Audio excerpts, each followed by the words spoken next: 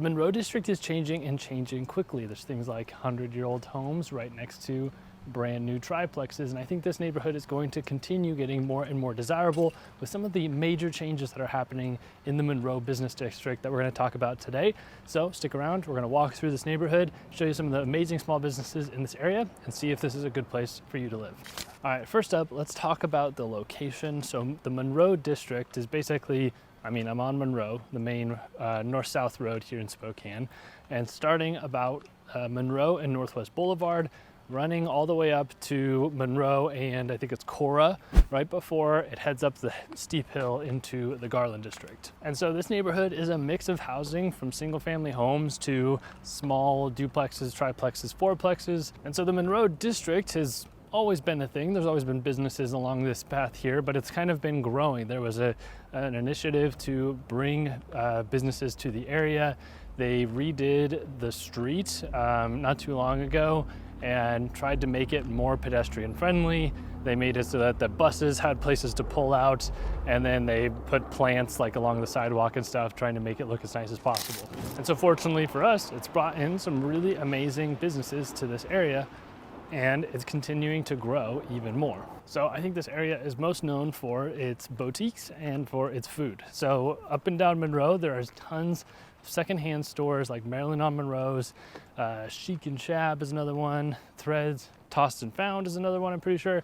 And so there's just a handful of these secondhand stores that you can just spend all day long walking up and down Monroe, finding stuff that might be some trinkets, things like that for your house. So those are really fun. There's also a ton of great restaurants around here, most notably like one of my favorite brunch spots. If you were to reach out or check out haydnhalsted.com/relocation-guide and download our guide, you'd see that one of my favorite breakfast spots is Elliot's, an urban kitchen. So that's just right over here. Amazing spot for breakfast. So I would definitely recommend checking it out. The secret is they have biscuits and gravy. They have a Verde biscuits and gravy and a regular. Do 50-50, get both of them. But then there's like Zozo's Sandwich Shop, Bellwether Brewing. There's local fast food on both ends. Same, Zips is like a local fast food chain. There's one at the Northwest Boulevard and all the way up at Cora. So it is, you enter and exit the Monroe district with a Zips welcoming you. Another great restaurant around here is Prohibition Gastropub, which is owned by Chef Wiley. He owns Wiley's, which is a super high-end restaurant downtown. It's amazing. I'm not huge into high-end restaurants. I think they're overrated a lot of times, but his is definitely worth it. Unfortunately, his shop here is closing down shortly, but the Monroe district is welcoming a lot of new additions here shortly, and so let's touch base on the new stuff that we're about to see here. So first up, currently under construction is Kindred Public House, and that is going to be a sister restaurant to Cascadia Public House up in the 5 Mile Francis area. So that'll be like a pub, tap house type spot, which is good. I think that we have a lot of those in Spokane, but not really in this area. So I think that'll be a good mix for this location. Additionally, behind me, we have just welcomed Indaba, right over there, yep. Indaba has opened up a beautiful spot on Monroe. And now that's probably like their 4th or 5th location around town, which is great. They've got great coffee, so that location is amazing.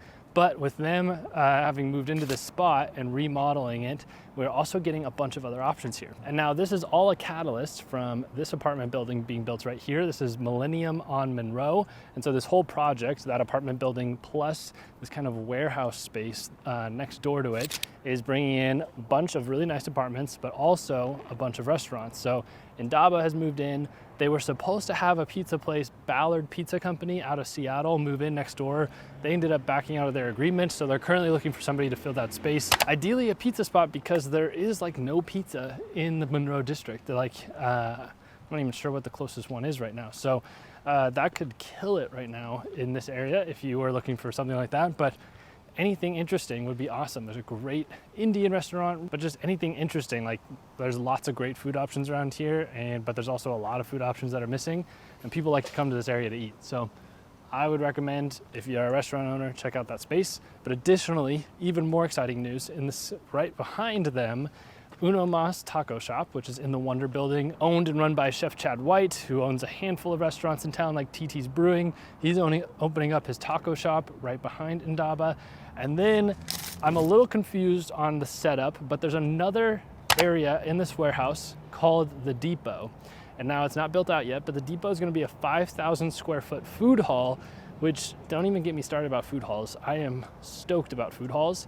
I hope that it's even close, even just remotely close to the Grove in Bend, Oregon. Is it an absolutely beautiful food hall? Some amazing options there.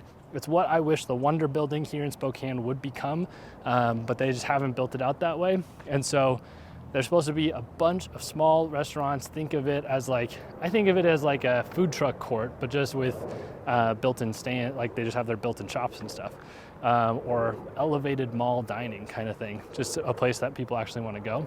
So really hoping that that turns out to be something awesome, because I will just be here all the time. I don't live too far from here, and if you wanted to find me, you could probably go to the depot and find me, because I will be there all the time. And so we touched base on housing a little bit, but it is really a mixed housing area here. There are everything from 2 to 4 unit buildings, single family housing, all the way up to larger apartment buildings like Millennium on Monroe. There's some older ones as well. It's a great example of a neighborhood where we can have multiple options of housing in one area and welcome tons of businesses in the area as well.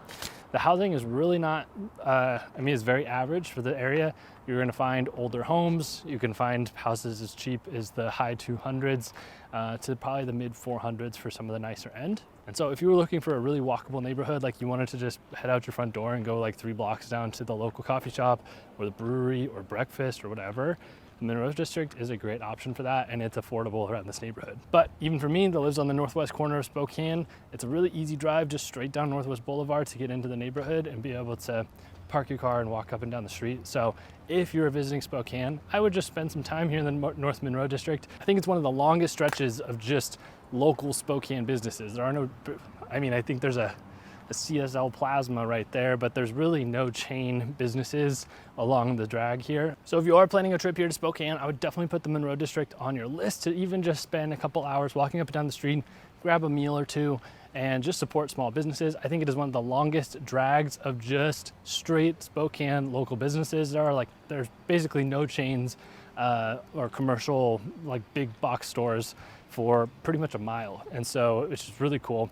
So support local. And if you are moving to Spokane, maybe you want to know if there's a better neighborhood that might be a better fit for you, make sure to use the link down below to schedule a meeting on my calendar at a time that's convenient for you. Or you can call, text, email anytime. Me and my team will reach out and would love to help you make the move here to Spokane. We're helping people do it every single day and would love to make you next. Thanks so much for watching, and we'll see you in the next one.